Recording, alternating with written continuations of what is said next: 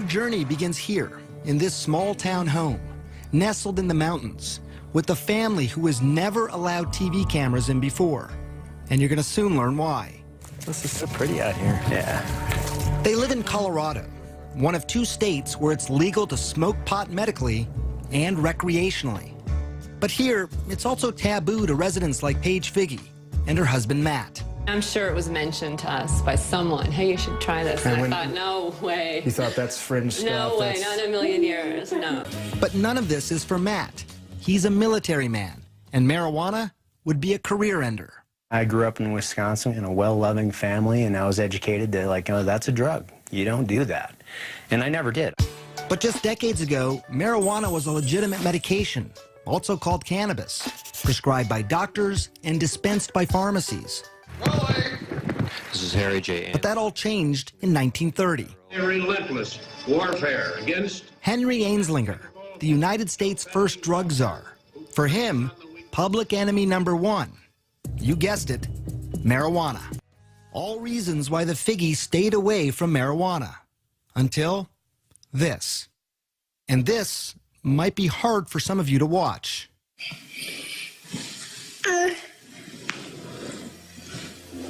It's okay, baby. This is their daughter, Charlotte, having a seizure. We just thought it was just one random febrile seizure. Nothing to really do, Right. no medications. It's a fluke. Right. A fluke made sense. After all, Charlotte, nicknamed Charlie, was born perfectly healthy, a fraternal twin to sister Chase. Charlie always had big, big smiles. Just happy kids. Easy. Yeah, easy. Very much so. So it was around 3 months, you said, that when you Yeah. first noticed that Yeah. Charlie had a seizure. I was changing her diaper, well, putting a new diaper on from after the bath, and her eyes just started flickering. It led to the first of many trips to the ER. They did the $1 million workup, the MRI, EEG, spinal tap. You know, they did the whole workup and found nothing and sent us home. No abnormal blood test, no abnormal scan. And developing normally, too. You know, talking and walking, and the same day as her twin. Nothing was behind yet. By the time she was 2, though, the seizures had become constant and started to take their toll on their once happy, joyful little girl. She started to really decline cognitively, and she was slipping away, and she just wasn't keeping up with her twin. The Figges finally found an answer. It was awful news. Dravet syndrome. It is severe, intractable epilepsy. The seizures start during the first year of life and are unstoppable, difficult to control, and very damaging. Severe behavioral problems, attention deficit and hyperactivity, the self-injury, you know, banging her head on the floor and pulling her hair out, and like a possessed child. This isn't your perfect, happy Charlotte. It was a race against time. Many Dravet kids die young, in early childhood. Charlotte was almost 3. For the next 2 years, the Figges tried everything. Strange diets, acupuncture, and dozens of powerful drugs like Valium, Ativan, phenobarbital. But nothing seemed to help. Even worse, some of the medications nearly killed her. After 1 dose, she stops breathing, and after 2 doses, her heart will stop. Did you have to do CPR then on her yourself? Yes. I remember when her heart stopped and I had her pulse and I lost her pulse. There was just nothing. The ambulance is on its way. She survived. You're okay. Mommy's here. But now it was fall of 2011, and Charlotte was 5 years old. When things were at their worst, she just sees all night, and the kids are sleeping either in my room or next to her. They can hear her, the seizure scream all night, 50 times a night. And Chase would come in the morning and just, this is her twin, and just hug her and like rub her head and say, I'm just so glad you survived through the night last night. Matt had been deployed to Afghanistan, and the only thing he could do to help was start scouring the internet. And he stumbled onto this video of a child using marijuana. So how's everything going? Jaden had 4 days without a seizure. I'm like, wow, this having success on specifically Dravet, this is interesting. It's natural. And while he couldn't ever imagine taking marijuana himself, he was now in the stunning position of recommending it for Charlotte. I was like, we need to do this. And I said, I don't know. Charlie, There you are. And then, Charlotte's condition got worse. 300 seizures a week, almost 2 every hour.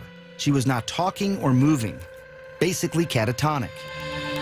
As a last resort, doctors wanted to either prescribe a powerful veterinary drug used on epileptic dogs or put Charlotte in a medically induced coma so her brain and body could rest. For Paige, those were not good options. But maybe, just maybe, marijuana now was. But she was about to find out how hard that would be. This isn't go to the pharmacy and pick up your medicine. There was no protocol. When we come back, what will the Figgies do? And what would you do if this were your daughter? I had resigned myself. I don't think she's gonna survive this. We've seen her flatline in the hospital. We've said goodbye. You're listening to Matt and Paige Figge describe their own daughter. What would you do if this were your child? Charlotte Figge had an extreme form of epilepsy. Her body was so frail that any seizure could kill her. With no traditional treatment left to try and the clock ticking away, her parents decided to try marijuana. Charlotte was just 5 years old. You need a card in order to be able to get the cannabis from a pharmacy. Doctors have to prescribe it. You need 2 doctors in Colorado to get the card for a juvenile or a child.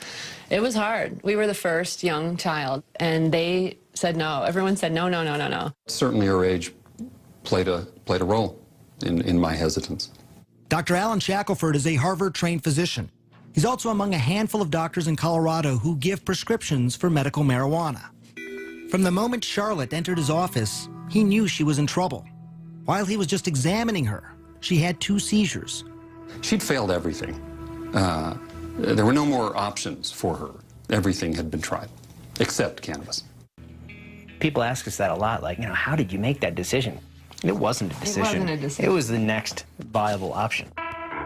And some would say a radical option, marijuana for a 5-year-old.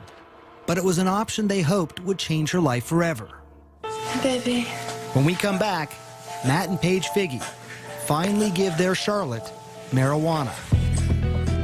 The results are shocking.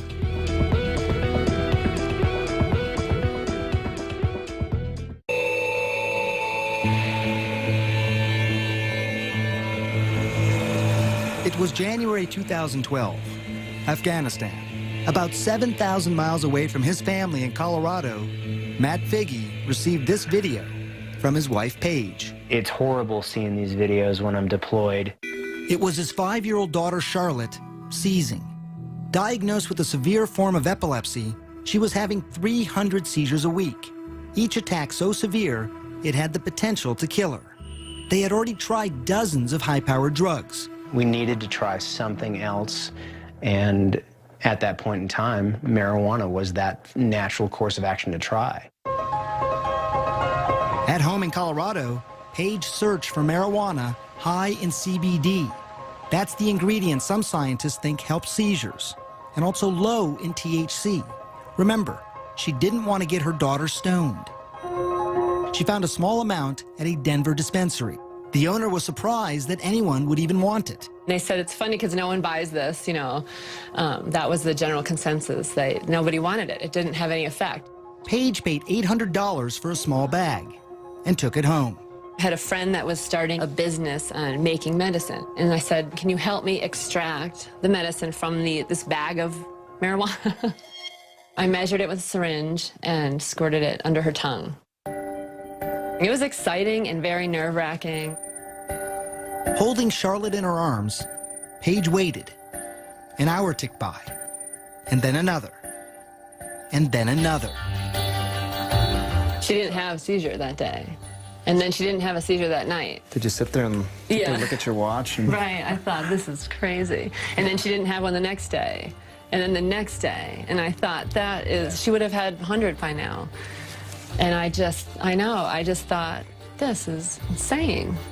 I remember how happy Paige was, like, it's really working. I can't believe it. Yeah, that was pretty amazing to hear. It had worked. But in just a couple of weeks, the excitement was overshadowed by panic. Paige was running out of marijuana, and the dispensary didn't have any more of that particular strain. Even if there was more, the monthly price tag would have been astronomical, $2,000, and not a penny of it covered by insurance. But then Paige heard about the Stanleys, the 6 brothers, and their greenhouse of marijuana that is high in CBD. I said, oh my goodness. He says, I don't know what to do with it. We're trying new things with it, but no one wants it. It's not sellable. I said, just don't touch that, because we need that plant. At first, they didn't want to take the risk of giving marijuana to such a young child. But then they met her. Tell me about the first time you met Matt, Paige, and Charlotte. I'm gonna get you misty-eyed. Yeah, you get all of us crying when we start talking about that little girl. The Figgies had hit the jackpot, a steady supply of high CBD marijuana, and they only had to pay what they could afford. People have called us the Robin Hoods of marijuana. They say that we sell pot so that we can take care of the kids and the truly less fortunate. Charlotte was the first of those kids. Late spring 2012, she tried the Stanley Special Marijuana, and again, it worked. I can't tell you what that means to us. Get you a dozen in a little bit. If it doesn't get you, something's wrong with you. She lived her life in a catatonic state. Now her parents get to meet her for the first time. What a revelation. Yeah, gee. The child who had had 300 seizures a week was now down to just 1 every 7 days. Pitter pat, tiptoe. When I first met Charlotte, March of 2013, it was 1 year after that first dose of marijuana. Achoo! After almost 2 years on a feeding tube, she was now eating on her own. Yellow? Do you still wonder too, Matt? Hell no. You know it's working. It's working great. You just look wonderful. And Charlotte's doctor, Alan Shackelford, also agrees. Yet his commitment to medical marijuana has drawn criticism. He's even been called Dr. Feelgood. And it's research that could give hope to patients like Charlotte Figge. I made it. Scientists in Israel are learning that marijuana use might actually protect the brain, not damage it. They've been able to show that it can decrease the amount of brain damage from head injuries in mice. To be able to give a medicine after the injury to reverse some of the damage, that's huge. I want to paint my nails. You want to paint your nails? I'll paint your nails. I literally see Charlotte's brain making connections that haven't been made in years. It's almost seeming to build her brain, where before it seemed broken.